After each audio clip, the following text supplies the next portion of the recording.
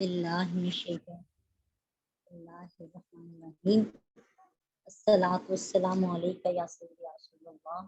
وعلی آلک و صحابک یا سیدی رسول اللہ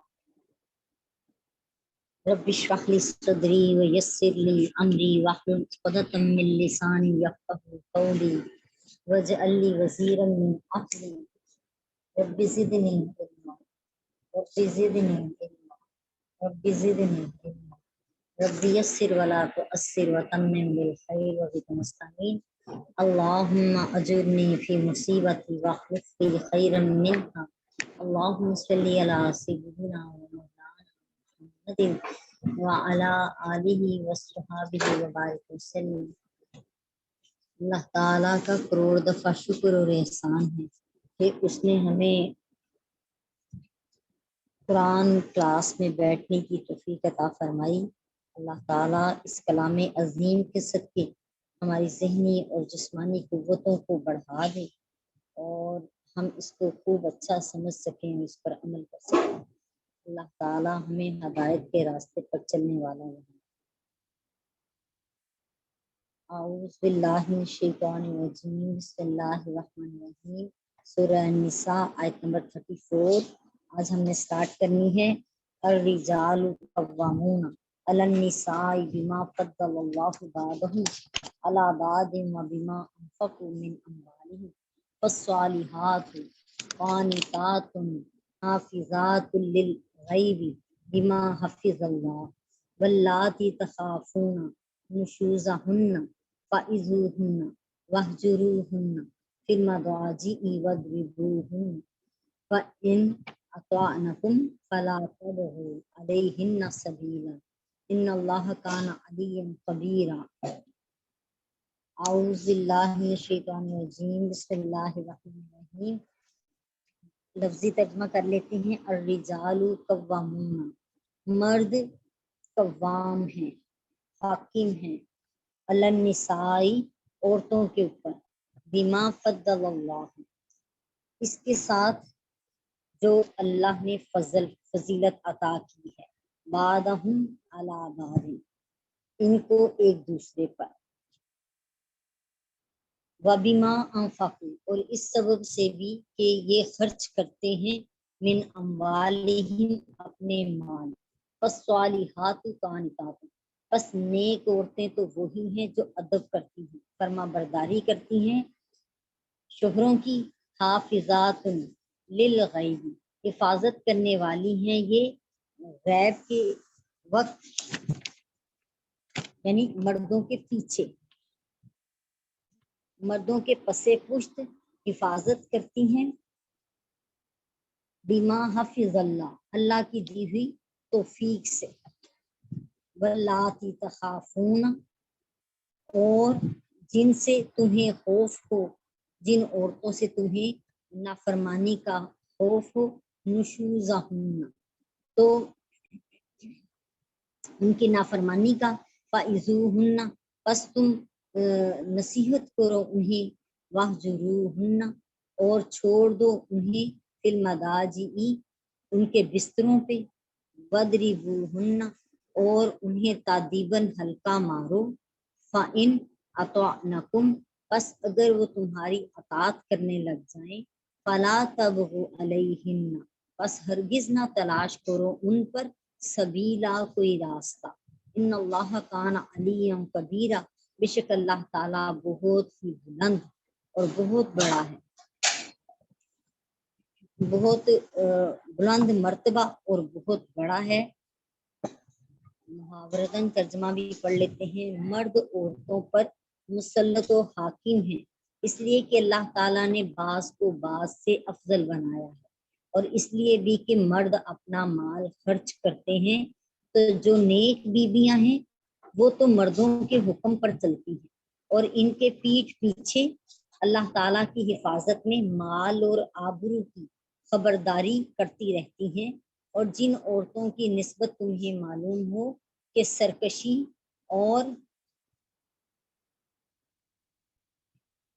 بدخوئی کرنے لگی ہیں تو پہلے ان کو زبانی سمجھاؤ، اگر نہ سمجھیں تو پھر ان کے ساتھ سونا چھوڑ دو،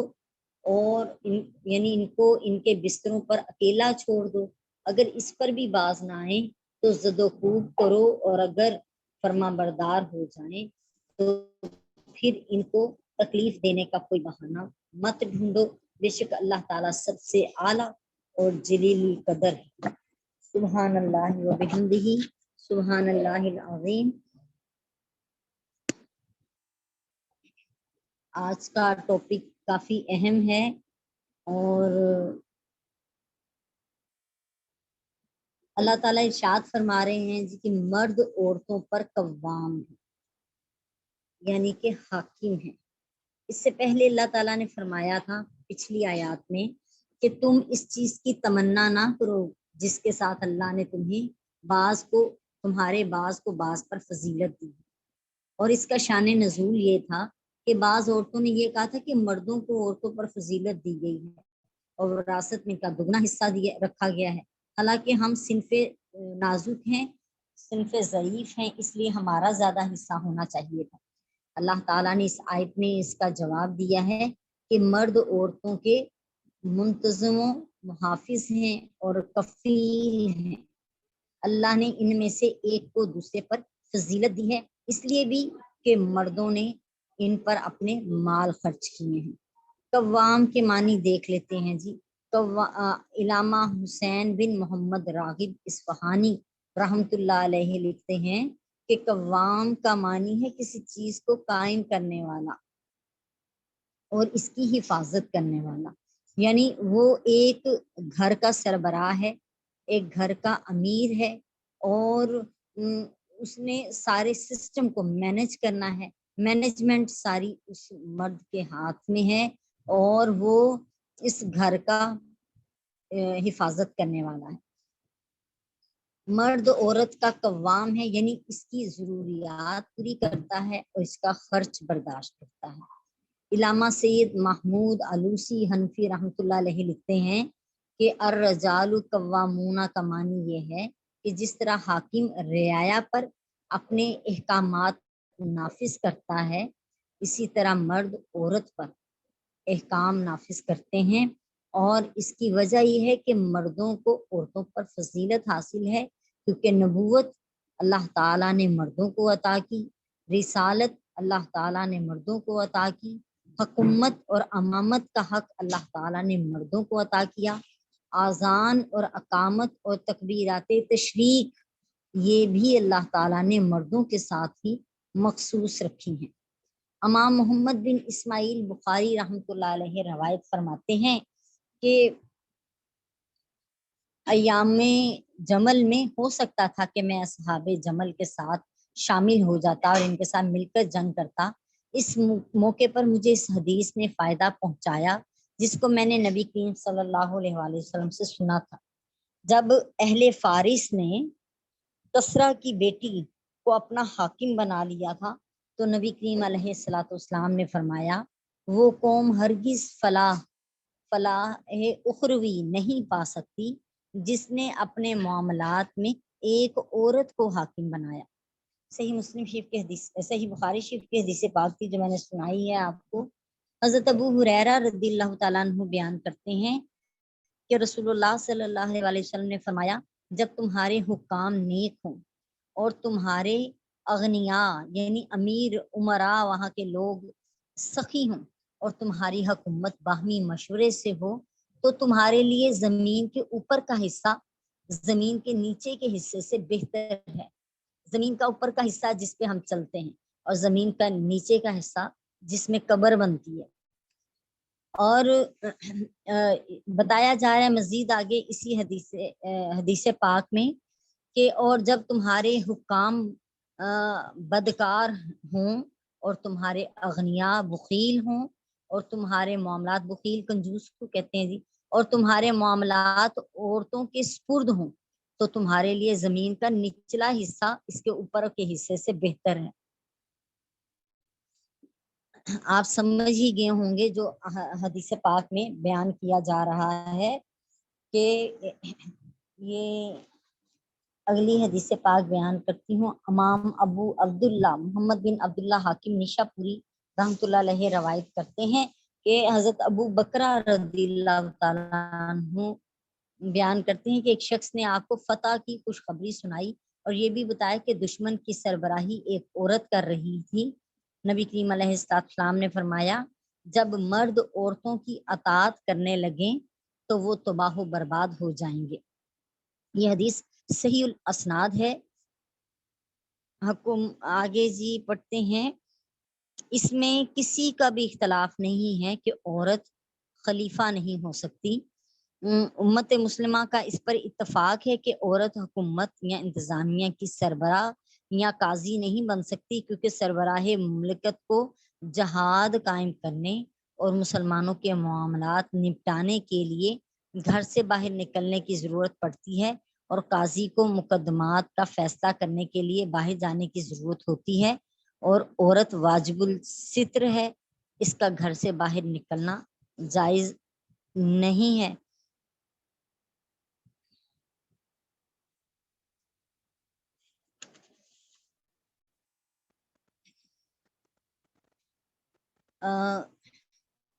قاضی ابو بکر محمد بن عبداللہ بن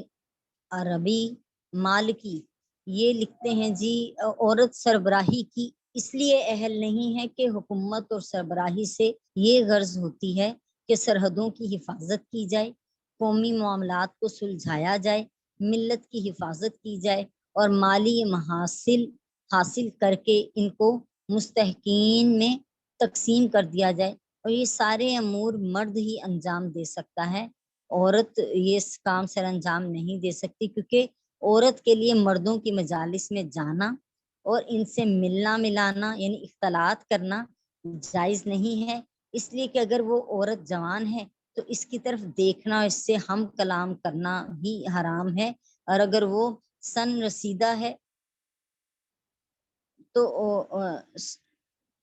تب بھی اس کا بھیڑ بھاڑ میں جانا درست نہیں ہے۔ قرآن مجید میں جو ملکہ بلقیس کا واقعہ جس کا تذکرہ کیا گیا ہے، اس میں اس کی حکومت کے خاتمے کا ذکر ہے۔ اسلام قبول کرنے کے بعد پھر اس کی حکومت کے تسلسل کا ذکر نہیں کیا گیا، لہٰذا اس واقعے میں عورت کی سربراہی کا ادنا جواز بھی موجود نہیں ہے۔ اگر بالفرض بلقیس کے اسلام لانے کے بعد اس کی حکومت کا ثبوت ہو بھی تو وہ پہلی شریعت کا معاملہ ہے، ہم پر یہ حجت قائم نہیں ہوتی۔ کچھ علماء اکرام کہتے ہیں کہ جنگ جمل میں حضرت عائشہ صدیقہ رضی اللہ تعالیٰ عنہا کی شرکت سے عورت کی سربراہی کا جواز جو ہے اس پر دلیل ملتی ہے، لیکن یہ دلیل بالکل باطل ہے۔ اول تو حضرت عائشہ صدیقہ رضی اللہ تعالیٰ عنہا نہ امارت چاہتی تھی نہ ہی خلافت کی خواہش رکھتی تھی، ہاں وہ امت میں اصلاح کے ارادے سے اپنے گھر سے باہر نکلی، لیکن ان کی اجتہادی خطا تھی اور وہ اس پر تا حیات نادم رہی۔ امام محمد بن سعد رضی اللہ تعالیٰ عنہ روایت کرتے ہیں کہ جب حضرت عائشہ صدیقہ رضی اللہ تعالیٰ عنہ قرآن پاک کی آیا کریمہ پڑھتی کہ جس کا معنی ترجمہ یہ ہے تم اپنے گھروں میں ٹھہری رہو، جب اس جملے کی تلاوت کرتی تو اس قدر روتی کہ آپ کا دوپٹہ آنسوؤں سے بھیگ جاتا۔ آگے جی ارشاد ہوا، اللہ تعالیٰ ارشاد فرماتے ہیں اور سورہ نساء کی آیت نمبر 34 میں، اور تم کو جن عورتوں کی نافرمانی کا اندیشہ ہو تو ان کو نصیحت کرو اور ان کو ان کے بستروں پر اکیلا چھوڑ دو اور ان کو تادیباً مارو، ہلکا مارو، بس اگر وہ تمہاری فرما برداری کر لیں تو ان کے خلاف کوئی بہانہ نہ ڈھونڈو۔ امام مسلم بن حجاج رضی اللہ تعالیٰ عنہ بیان کرتے ہیں حضرت جابر بن عبداللہ رضی اللہ تعالیٰ عنہما سے کہ نبی کریم علیہ السلام نے خطبہ حجۃ الوداع کے موقع پر فرمایا، اے لوگو، عورتوں کے معاملے میں اللہ سے ڈرو، تم نے ان کو اللہ کی امان میں حاصل کیا ہے اور اللہ کی اجازت سے ان کے جسموں کو اپنے اوپر حلال کیا ہے، اور تمہارا ان پر حق یہ ہے کہ وہ تمہارے بستروں پر اس شخص کو نہ آنے دیں جس کو تم ناپسند کرتے ہو، اور اگر وہ ایسا کریں گی تو ان کو اس طرح مارو کہ چوٹ کا نشان نہ پڑے، اور ان کا تم پر یہ حق ہے کہ تم ان کو دستور کے مطابق کھانا اور कपड़ा दो। इमाम अबू ईसा मोहम्मद बिन ईसा तिरमिजी शरीफ में बयान करते हैं, सुलेमान बिन उमरू अपने वालिद से रवायत करते हैं कि वो नबी करीम अलैहिस्सलाम के साथ हज्जतुल विदा में थे। आपने अल्लाह ताला की हम्दो सना के बाद फरमाया, सुनो, औरतों के साथ खैर खाही करो, वो तुम्हारे पास तुम्हारी कैद में हैं, तुम इसके सिवा इनकी किसी चीज के मालिक नहीं हो। हाँ, अगर वो खुली बेहयाई करें तो इनको इनके बिस्तरों में अकेला छोड़ दो और इनको इस तरह मारो कि चोट का असर जाहिर ना हो, और अगर वो तुम्हारी अतात कर लें तो इनके खिलाफ कोई बहाना ना तलाश करो। सुनो, तुम्हारी औरतों पर तुम्हारा हक है और तुम्हारी औरतों का तुम पर हक है। तुम्हारी औरतों पर तुम्हारा हक ये है कि वो तुम्हारे बिस्तर पर तुम्हारे नापसंदीदा लोगों को ना आने दें, और जिनको तुम नापसंद करते हो इनको तुम्हारे घरों में दाखिल ना होने दें। और सुनो, तुम्हारी औरतों का तुम पर ये हक है कि तुम इनको अच्छा खिलाओ और अच्छा पहनाओ। ये हदीस हसन सही है। हजरत अब्दुल्ला बिन ज़ियाद रदिल्लाहु ताला अन्हु बयान करते हैं कि नबी करीम अलैहिस्सलाम ने फरमाया, अल्लाह की बंदियों को मारा ना करो। फिर हजरत उमर रदिल्लाहु ताला अन्हु ने रसूलुल्लाह सल्लल्लाहु अलैहि वसल्लम से अर्ज किया, औरतें अपने खावंदों के साथ बदखुल्की और बदजुबानी करती हैं, तो रसूलुल्लाह सल्लल्लाहु अलैहि वसल्लम ने इनको मारने की इजाजत दे दी। फिर बहुत सारी औरतों ने नबी करीम अलैहिस्सलाम के घर जाकर अपने खामुदों की शिकायत की, तो नबी करीम अलैहिस्सलाम ने फरमाया, आले मोहम्मद सल्लल्लाहु अलैहि वसल्लम के पास आकर बहुत सी औरतों ने अपने खामुदों की शिकायत की है और ये लोग तुम्हारे अच्छे लोगों में से नहीं हैं। हजरत उमर बिन खिताब बयान करते हैं, नबी करीम अलैहिस्सलाम ने फरमाया, किसी शख्स से इस पर बाज पुर्स नहीं होगी कि इसने अपनी बीवी को क्यों मारा है। यकीनी तौर पे यही है, अगर वो हक पे है तो उसको इस चीज की इजाजत अल्लाह की बारगाह से मिली है।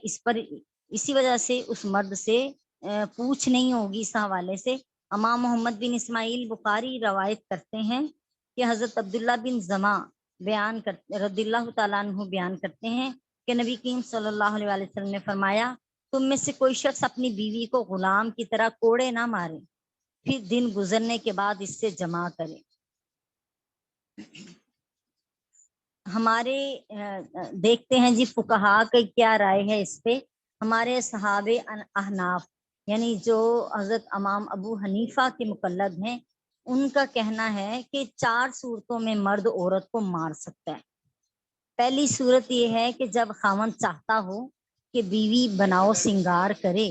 और बीवी उसको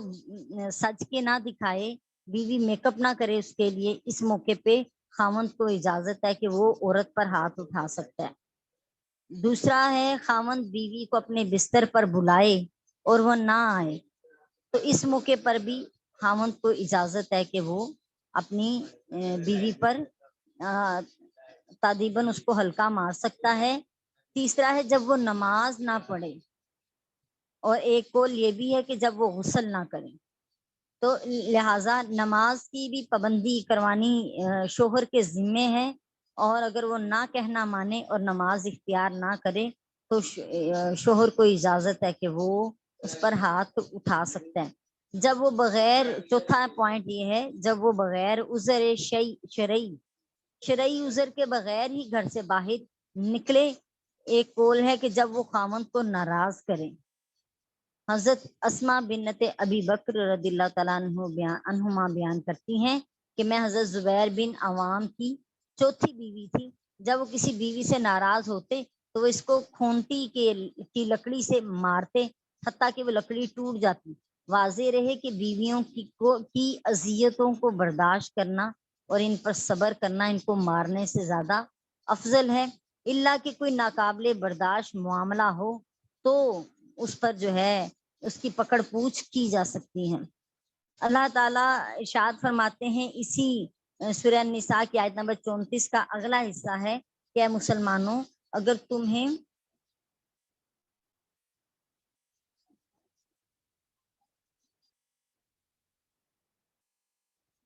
جی آگے اب ہماری اگلی آیت شروع ہو رہی ہے. آج کے لیے اتنا کافی ہے جی. کل انشاءاللہ تعالیٰ آیت نمبر 35 سٹارٹ کریں گے. اللہ تعالیٰ ہمیں سمجھنے کی توفیق عطا فرمائے, ہمیں ہمارے شوہروں کے لیے جو ہے سکون کا باعث کر دیں, اور ہم پر اللہ تعالیٰ اپنا فضل کا سایہ رکھے کہ ہم اپنے رب کی رضا کے لیے اپنے شوہروں کی اطاعت کرنے والی بن جائیں اور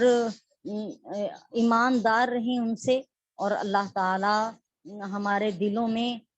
ہمارے شوہروں کی اور ہمارے شوہروں کے دلوں میں ہماری محبتیں قائم اور دائم رکھے, اور درمیان میں کسی شیطان کو نہ آنے دے. اللہ تعالیٰ بہتر جاننے والے ہیں. وما علینا الا البلاغ المبین. صدق اللہ العظیم. السلام علیکم ورحمۃ اللہ وبرکاتہ.